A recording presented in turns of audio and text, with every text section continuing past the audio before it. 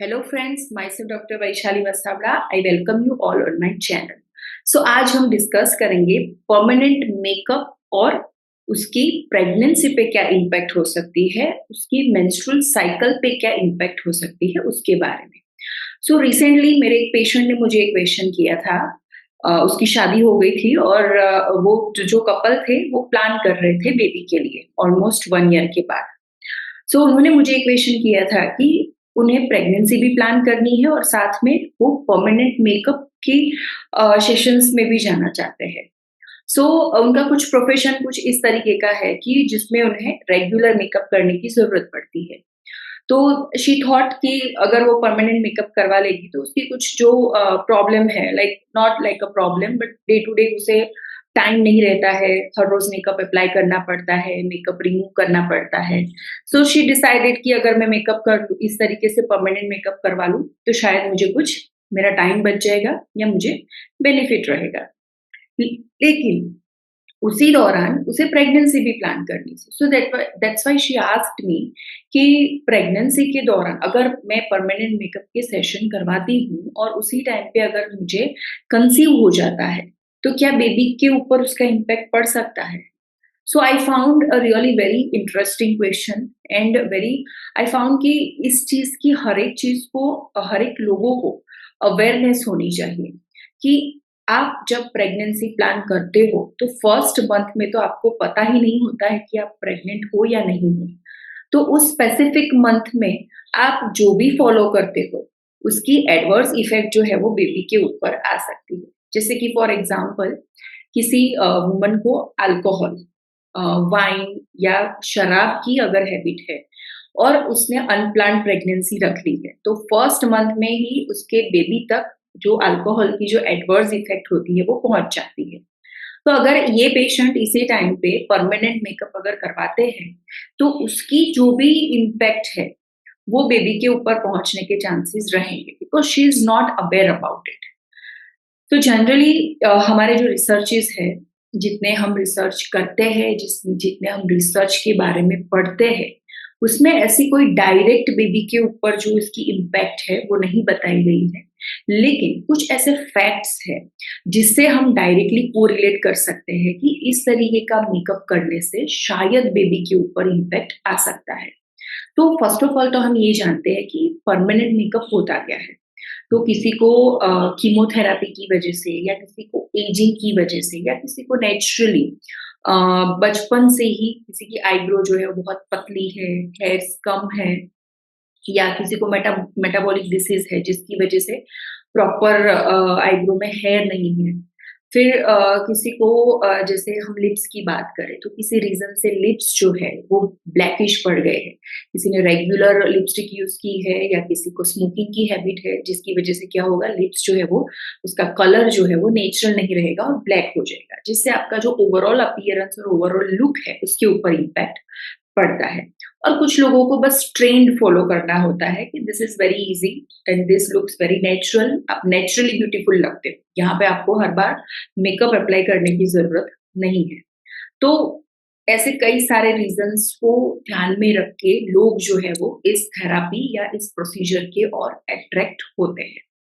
और इसमें micro needling, micro blending जिसे जैसी अलग अलग प्रोसीजर की जाती है, जिसमें अप टू 6 मंथ से लेके मैनी ईयर तक वो आपको आईब्रो फॉर्म करके देते हैं, आई लैशेस और इवन आई लाइनर फॉर्म करके देते हैं। लिप्स का जो कलर होता है वो आपको डिजायर कलर जो है वो आपको मिल जाता है और आपको रेगुलर अप्लाई भी नहीं करना पड़ता। तो ऐसी प्रोसीजर होती है। तो ऑफ कोर्स इसमें माइक्रो नीडलिंग जैसी प्रोसेस होती है, आपकी स्किन के अंदर स्मॉल नीडल्स जो है वो इंसर्ट होती है और उसमें से डाई जो है वो आपकी स्किन के अंदर आपके स्किन के डीप लेयर तक वो डाई जो है वो इंजेक्ट होती है। फिर बाद में वो डाई वहां पे परमानेंटली रहती है। सो एक बात तो तय है कि ये डाई जो है वो आपकी बॉडी के अंदर रहने वाली। अब इस डाई के अंदर जो भी केमिकल्स है, जो भी उसके अंदर जो कलरिंग एजेंट्स है वो आपकी बॉडी के अंदर एब्जॉर्ब होने वाले हैं और उसकी अच्छी इफेक्ट या बुरी इफेक्ट वो आपको मिलेगी। दैट डिपेंड्स कि कौन से केमिकल या कौन से मेटल्स को मिक्स करके वो कलर बनाया गया है और उसकी बॉडी के ऊपर कौन सी एडवर्स इफेक्ट डेवलप हो सकती है। सो अगर आप प्रेगनेंसी प्लान कर रहे हो और अगर आपने ऐसी कोई प्रोसीजर करवाई है, तो हो सकता है कि हर एक इंसान को ये प्रोसीजर सूट ना भी करे। हम आजकल न्यूज़पेपर में बहुत कुछ पढ़ते हैं कि सिर्फ हेयर डाई करवाने से किसी को हेयर में इन्फेक्शन हो गया या सिर्फ लेंस लगाने से किसी को इन्फेक्शन हो गया। तो हम ऐसी कई सारी चीज़ें पढ़ते हैं। तो मान लो आप प्रेगनेंसी भी प्लान कर रहे हो और आपने आपने साथ में ये प्रोसीजर भी करवाई है, तो उससे अगर आपको इन्फेक्शन हुआ है, तो आपको हेवी एंटीबायोटिक लेनी पड़ सकती है और ज़रूरी नहीं कि प्रेगनेंसी के टाइम पे वो एंटीबायोटिक आपके लिए फ्रेंडली प्रूफ हो। देन हो सकता है कि आपको एलर्जिक रिएक्शन आ जाए और उस एलर्जिक रिएक्शन का इम्पैक्ट इम्प्लांटेशन भी पे भी पड़ सकता है, फर्टिलाइजेशन पे भी पड़ सकता है। तो ऐसे टाइम पे आपको एडवर्स इफेक्ट जो है वो देखने को मिल सकती है। हो सकता है स्पेसिफिक डाई जो आपकी बॉडी में इंजेक्ट की गई है, वो डाई आपको सूट ना करे और कांस्टेंट आपकी बॉडी के अंदर उसकी स्लो इफेक्ट देखने को मिले। तो जिसकी इम्पैक्ट जो है वो इम्प्लांटेशन या बेबी के ग्रोथ के ऊपर यानी कि टेरेटोजेनिक इफेक्ट वो दे सकता है। सो वी नेवर नो कि कब कौन सी इफेक्ट आ सकती है। So if you are in your reproductive age, if you are planning for kids, then आपको इस तरीके के केमिकल्स से दूर ही रहना चाहिए। इवन नेट जो अभी जो कॉन्टेम्पररी जो नॉर्मल जो मेकअप स्टाइल है, टेम्पररी मेकअप, उसके लिए भी मैंने एक वीडियो में मेंशन किया है कि अगर आप प्रेगनेंसी प्लान कर रहे हो तो उसके 3 महीने पहले से आपको मेकअप यूज करना बंद करना चाहिए और ड्यूरिंग प्रेगनेंसी भी नहीं यूज करना चाहिए and not even during lactation. कि whatever you are applying over your skin वो आपकी स्किन में एब्जॉर्ब होता है और आपकी सिस्टम में एंटर होता है। ऐसा नहीं है कि आप जितना खाना खाते हो, जितना ओरल कैविटी के थ्रू लेते हो, जितनी चीज़ स्टमक में जाती है, वही चीज़ बॉडी में एब्ज़ॉर्ब होती है, ऐसा नहीं है। जो भी आपकी स्किन, आपके हेयर फॉलिकल में टच होता है, आपकी आई के अंदर टच होता है, whatever you are introducing inside vagina, सभी चीज़ें जो भी आपकी म्यूकस मेम्ब्रेन के साथ टच में आती है, सभी चीज़ें बॉडी के सिस्टम में एंटर हो सकती हैं और अगर आप ड्यूरिंग प्रेगनेंसी कुछ करते हो ऐसा, तो उसकी इफ़ेक्ट बेबी तक पहुंच सकती है। बिकॉज फीटस जो है, जो बेबी है, जो प्रेगनेंसी है, वो ऑलवेज हर मदर के लिए प्रीशियस होती है। हर एक बच्चा हर एक फैमिली के लिए प्रीशियस होता है। तो वो बच्चा साइकोलॉजिकली साउंड हो, फिजिकली साउंड हो, और बहुत ही अच्छा उसका ग्रोथ हो, वो हर एक फैमिली के हित में होता है। तो यही एक रीजन की वजह से आपको कोई भी इस तरीके की नई चीज बॉडी में इंट्रोड्यूस करने से पहले आपके डॉक्टर की सलाह लेनी चाहिए। क्योंकि हम डे टू डे हम मॉर्निंग से लेके नाइट की अगर हम बात करें तो हम कंटिन्यूअसली हमारी बॉडी के अंदर केमिकल्स ले रहे हैं। टूथपेस्ट से शुरुआत करें और रात को सोते time whatever skin regimen you are following, night cream you are applying, whatever you are eating, if you are eating packet foods तो उसमें प्रिजर्वेटिव्स होते हैं। हम हमारे एटमॉस्फेयर को देख ले तो हम जितने भी लोग mega city and metro city and big city में रहते हैं, तो एटमॉस्फेयर में इतने केमिकल्स हम ले रहे हैं थ्रू रेस्पिरेशन कि 100% we can not avoid chemical free life जो है ड्यूरिंग प्रेगनेंसी और even in natural normal life, वो हम अवॉइड कर ही नहीं सकते हैं। तो एटलीस्ट हमें सामने चल के जानबूझ के ऐसे केमिकल्स हमारी बॉडी में इंजेक्ट नहीं करने चाहिए। कुछ कंडीशंस ऐसी है जिसमें ये चीज जरूरी होती है लोगों की सेल्फ एस्टीम को इम्प्रूव करने के लिए।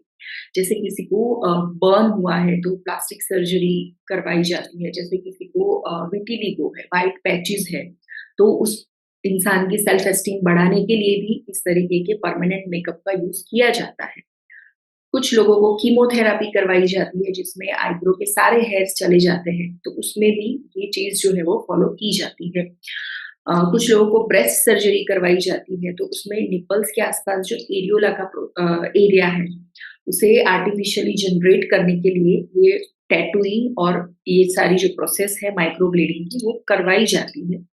लेकिन जब हम बात करते हैं हेल्दी मेंस्ट्रुएशन की और हेल्दी प्रेगनेंसी की, तो ऐसे टाइम पे ऐसी चीजें हमें अवॉइड करनी चाहिए, बिकॉज एक बार अगर बच्चे में इफेक्ट आ जाती है टेरेटोजेनिक इफेक्ट, तो फिर बाद में हम उसे रिवर्स नहीं कर सकते।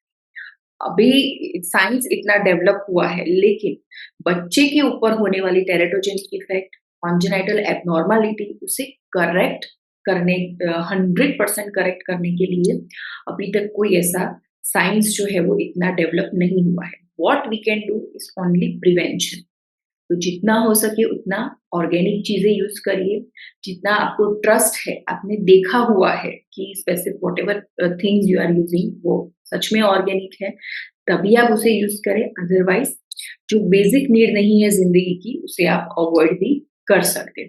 During pregnancy it is not necessary to have good makeup और परमानेंट मेकअप, तो आप उसे अवॉइड कर सकते हो। और अपने बच्चे की हेल्थ जो है, उसकी जो पूरी लाइफ है, वो डिपेंड करती है थ्रू आउट 9 मंथ। तो उस दौरान आप सिर्फ और सिर्फ अपने बच्चे का ख्याल रखें और ऐसी चीजों से दूर रहें। Thank you so much for listening. अगर आपको कोई भी डाउट है इस टॉपिक के रिलेटेड या कोई दूसरे टॉपिक के रिलेटेड, तो आप कमेंट बॉक्स में आपका मैसेज छोड़ सकते हो। और ज्यादा से ज्यादा लोगों तक अवेयरनेस फैलाने के लिए ये वीडियो आप अपने दोस्तों में भी शेयर कर सकते हो। और अगर आपने मेरी चैनल सब्सक्राइब नहीं की है, तो आप उसे सब्सक्राइब भी कर सकते हो, ताकि आपको ऐसे अलग अलग अपडेट्स मिलते रहे। Thank you so much.